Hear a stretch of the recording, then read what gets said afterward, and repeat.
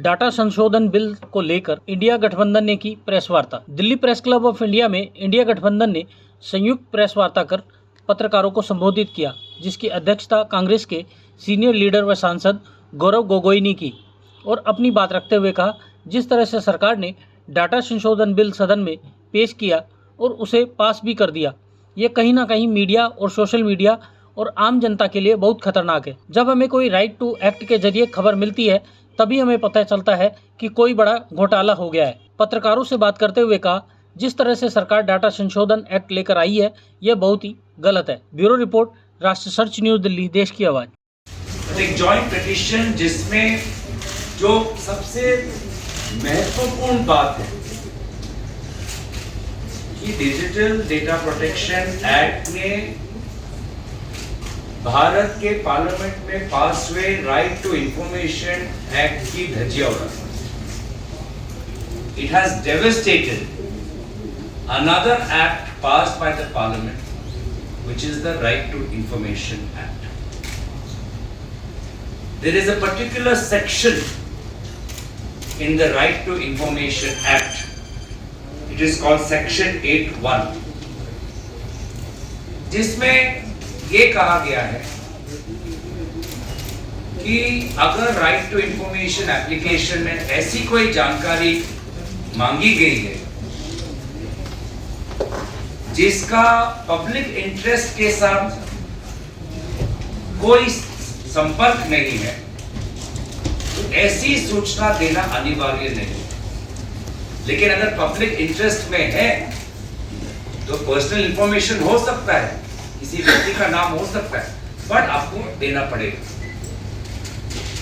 तो अभी जो डिजिटल डेटा प्रोटेक्शन एक्ट पास हुआ उसमें एक बहुत ही खतरनाक section which is amending section 8(1)(j) of the RTI Act,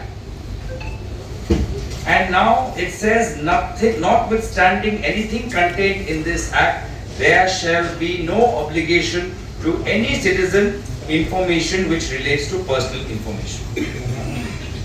बाकी जो चीजें हैं पब्लिक इंटरेस्ट की, पब्लिक इंटरेस्ट रिलेटेड जो बातें हैं, जो कार्व आउट्स हैं, जो गाइडलाइंस हैं, वो पूरा डिजिटल डेटा प्रोटेक्शन एक्ट जो रिसेंटली पास हुआ उसको काट दिया। तो कल अगर आप जानना चाहते हैं कि बिहार में जो विभिन्न जो पुल बनाए जा रहे हैं, पुल टूटे जा रहे हैं, ये पुल अधिकारियों ने किस कॉन्ट्रैक्टर को दिया? कौन है वो कॉन्ट्रैक्टर? क्योंकि आप जानना चाहते हैं कि एक ही कॉन्ट्रैक्टर को क्या सारे पुल की ठेका मिला हुआ है? तो आज जो जानकारी आपका अधिकार है, जो सूचना जो अधिकार है, उस अधिकार को आज इस छल के द्वारा उस अधिकार को नागरिकों से छीना गया। आपको संदर्भ दिया ही है कि इस कारणवश आज हम लोग सब एक साथ इकट्ठे हो रहे हैं, पर ये महत्वपूर्ण इसलिए हो जाता है क्योंकि ये आप सबकी आज़ादी पे भी एक चौतरफा हमला है। आज डिजिटल प्लेटफॉर्म्स जो हैं एक बहुत इंपॉर्टेंट माध्यम बन गए हैं, जिस माध्यम के द्वारा आरटीआई एक्ट से इन्वेस्टिगेशन करने के बाद इन्वेस्टिगेटिव जर्नलिज्म थ्राइव करेगा। वरना आप जान रहे हैं जो ब्रॉडकास्ट मीडिया है किस तरीके से हर तरीके से कोलैप्स कर दी गई है। फाइनलिस्ट कहने में मुझे कोई 2 मिनट भी नहीं लगेगा। पर ये जो चौतरफा हमला इस बिल के माध्यम से हो रहा है, वो आप सबकी जानकारी में लाना और आप सबके माध्यम से जनता तक पहुंचाना बहुत जरूरी है। आरटीआई एक्ट के बारे में संदर्भ में उन्होंने बताया गौरव जी ने कि किस तरीके से आरटीआई एक्ट को डाइल्यूट करने का काम हो रहा है। और मैं सरप्राइज हूँ, कल ही आईटी मिनिस्टर जो है अश्विनी वैष्णव जी, वो आधार की टीम से बात कर रहे थे, उनसे कह रहे थे एक न्यू लॉ ड्राफ्ट करिए जो कि बिल्कुल अलाइनमेंट में हो विद आरटीआई एक्ट का न्यू लॉ लाइन, जिससे वो अलाइनमेंट में आए।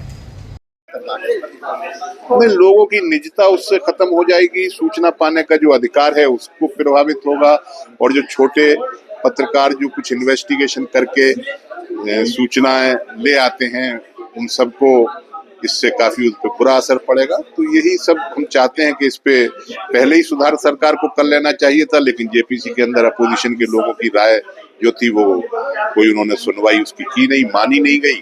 अब हालांकि बिल पार्लियामेंट में बगैर बहस मुबाहिसे के या कम बहस के साथ वो इन्होंने पारित कर लिया, और जो अपोजिशन के जो उसमें अमेंडमेंट प्रस्तावित थे विभिन्न साथियों के, उनको भी उन्होंने कहीं उसमें एकोमोडेट नहीं किया। तो हम लोग बस इतना ही चाहते हैं कि अभी नोटिफिकेशन नहीं हुआ है तो एक खत लिखा गया है अश्विनी वैष्णव जी को, जो मंत्री हैं इस विभाग के, कि वो उस पर गौर करें और जो डेमोक्रेटाइजेशन है इस फील्ड में उसको जारी रहने दें, उसको ज्यादा